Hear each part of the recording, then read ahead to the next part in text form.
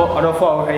Yamawaba, Ediba Jesus in Charge Ministry, I know. Also, for Cassia, Safiano, prophetess faustina okyere, and you my panties, you only say Mumami, and then Nayano Eba Church in Comoy, Messi also Befield, Yanunia, so I felt for second of God talk show, so Eduso. A baby, I am a catcher, say Edu Sablia, whom some qua, and I'm in Umino, at Tiflonia, the Flonia, no, so felt for second of God talk show, Eddie Eduso, as a Famoti and Jesus in Charge Ministry, as a Fonocasia, I was Antiachamago, Sarah Sona, Ebisu Kumasi, Friday, Biamumami. Tenase akra so ama samando brugono tenase eye ebna da bia ebra ni nti ebekọ nyamedi fo na yakwa koma na kwa aba na yabusa no nyamedi asoma no se on family nyamedi fo pa che mo kwa aba ye nua pa che bibia boko erade adom safo no boko ni nyame adom obi ahon nyame ase adofo no hunhuma me ene yekote ne nka no ene so owo yentem odi hunhumu nsam ensam a wonte da ensam a hunhu da maka jo se pa no hunhumu nsam dia ene don go there ba prophetess faustina okyere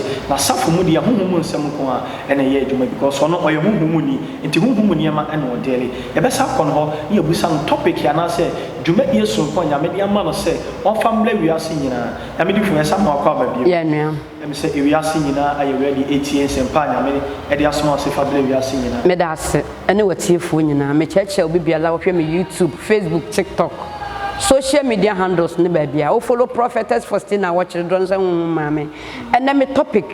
eye kwan ahonbone fa so didwuma okay ye wo wiase mienu ye wade san ne ye wade adekye ye wo wia ne ye wo sum okay aha enti ne ye wo esum ene ye wo light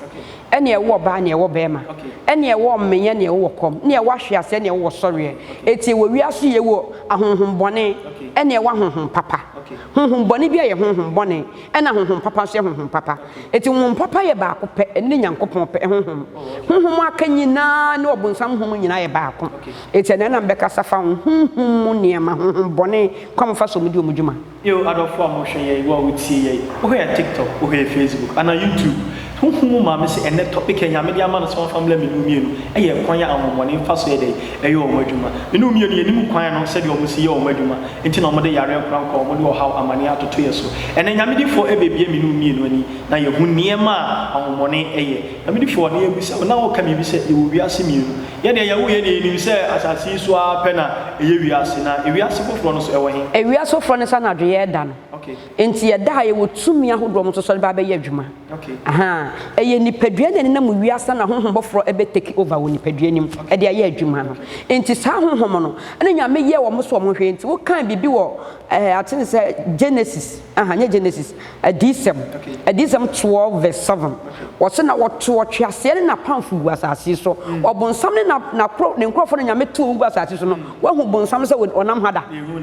enso se atene say Adisem 12 verse 7 sami pese o kabina tiefo me digina so na me de kasa kire nyame ma so wate ase be se obi na se nka wo fa fo kra na wo biem ba wo de hwe Bible nim na kan ma mem Revelation chapter 12 verse 7. Ni enhwe bibi kakra bi. Ni amfa nka honhombone ho asem di prophetess faustina okyere don se honhomame. Ene ye ka kwan honhombone fa so adwuma ye nko. O se atifi atwe se oto ohwe ase no twene asase so. Na oko ba asoro. Mike ne na abofo otu ohwe ase no so sane no konye. Na ohwe ase no ne na abofo ekonye. Na odi won so na wanya kwan osoro biem. Na ohwe ase kese no a wo ho dada ofre no obonsam no.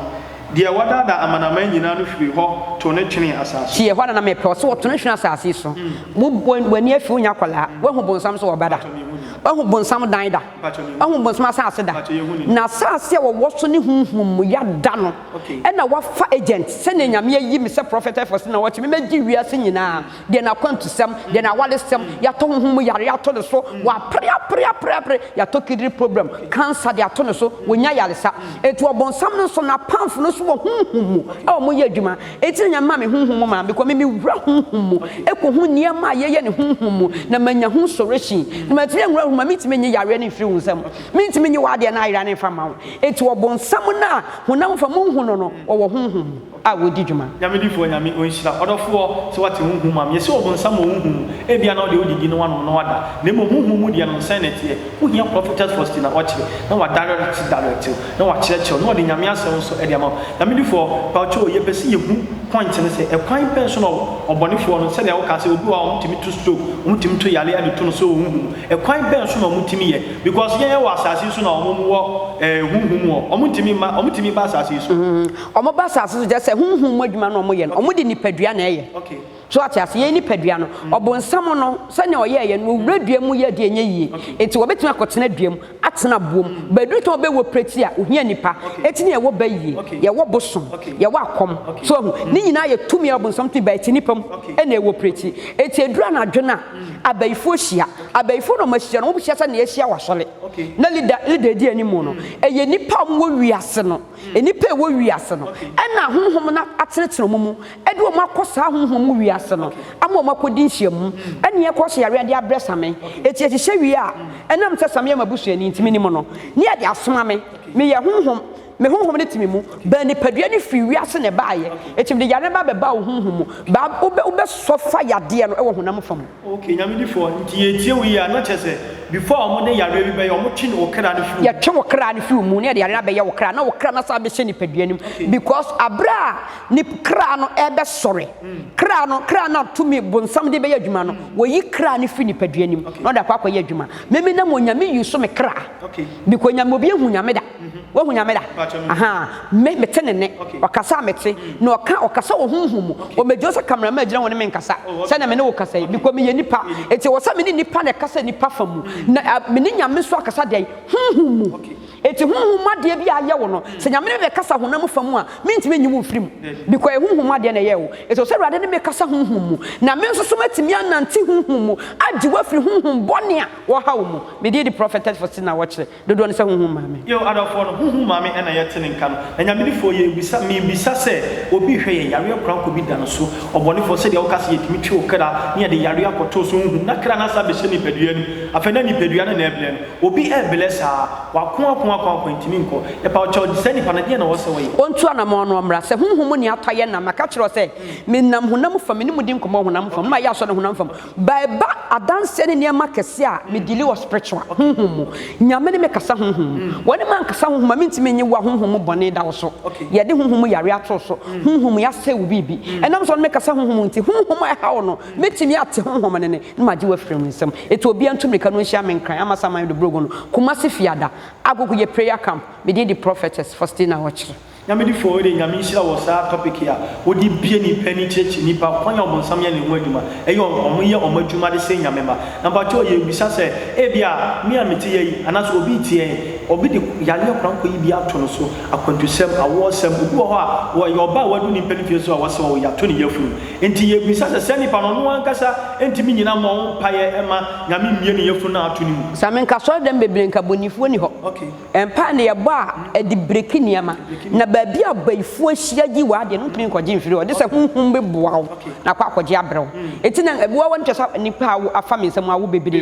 nipa bebre na awo wo efiri se omoso agina edem aso dem abon pa ya ngosi aga e wo se ye de akwankyere gu fam e wo se mi wura hunhum do yi wa wo de do de se ka wo de no na me so mi wura hunhum na me ne ko dili na me je wa de nde ba asa na watimi awo yo adafo awutie wa wo prophetess faustina ochre kino no god talks so me ka che say e disable here hunhum nsam nko a na efuro e wa ha na prophetess faustina ochre enyuma panti dudu oni se hunhum mame eye awosem eye akwantusem eye de ade na obone for de ato so yare kranko bi da so abanya amane upe adwuma upe bibi upe se otu kwan eye de na e haw na na behu prophetess faustina ochre na me se obehu na enyuma panti o dudu oni se hunhum mame wachina sofo mekoso akwagira kwankyere bebili wachini mala fo so aboso ne de fo so ankwa gosi aga eno nti na hunhum mame aba eweye milimu a wode nwo sla eye adwuma mame ka se mi chiro wotimi abebia hu mame ka se wotimi na nyamdi fo we de asem we de mame ami misa na wo yi wanu maye